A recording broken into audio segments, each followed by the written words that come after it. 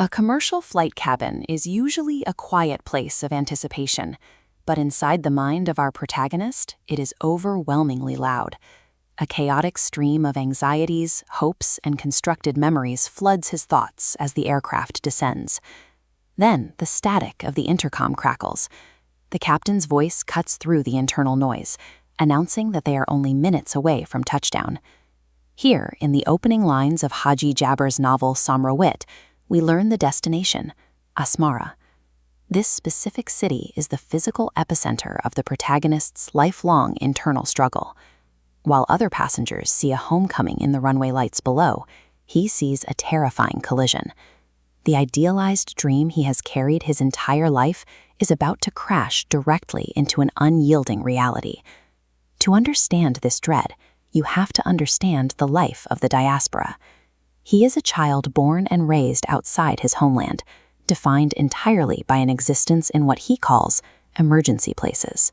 An emergency existence means moving through spaces that are never truly yours.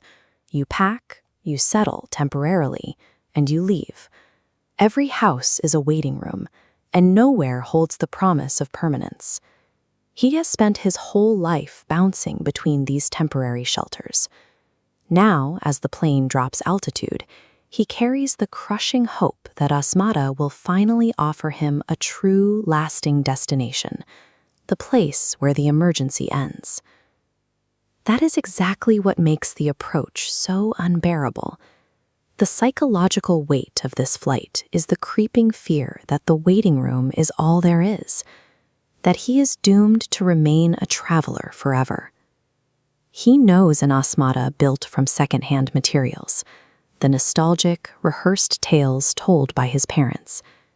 He has supplemented those family stories with years of watching satellite broadcasts, studying the grainy footage to build a mental map of a country he has never actually touched. But a homeland constructed entirely from other people's memories is incredibly fragile. It is a ghost city, vulnerable to the slightest breeze of contradiction. Waiting for him on the ground is the actual Asmara. It has physical weight, bustling streets, and distinct architecture, and a rhythm completely independent of his childhood daydreams. He is flying towards a phantom. The gap between his dream city and the city outside the window creates a massive risk of disappointment. As the aircraft makes its final approach, the feeling of longing dissolves into panic. He isn't looking out the window with joy. He is bracing for rejection. He believes Asmara is alive, an entity with its own memory, choosing who belongs. He worries this memory will see a passing tourist, disconnected from its soil. If judged a stranger, he fears his footsteps will leave absolutely no trace. If the city refuses to claim him, then his entire existence, the lifelong struggle to connect with his roots, will have been in vain. The text lays bare his ultimate nightmare, arriving in his homeland only to be treated by it as a transit traveler.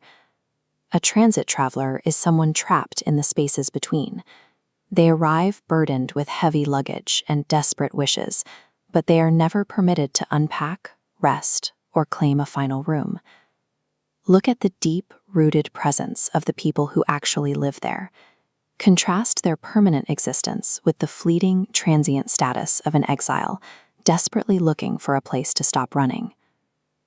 The exile finds a final, silent rejection at the threshold, turning the key only to discover the homeland has locked its doors from the inside. He touches down heavy with these wishes, carrying the desperate need to build a new, authentic memory to replace the second-hand ones.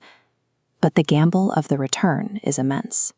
If this landing fails to provide a home, the homeland ceases to be a sanctuary and becomes merely another disappointment added to an exhausted life. Haji Jaber maps the specific exhaustion of the diaspora, framing the return as an agonizing trial of identity. Haji Jaber uses the city of Asmara to explore a universal terror for the exiled, the terrifying possibility that the place we dream of as home might look right through us and never remember our names.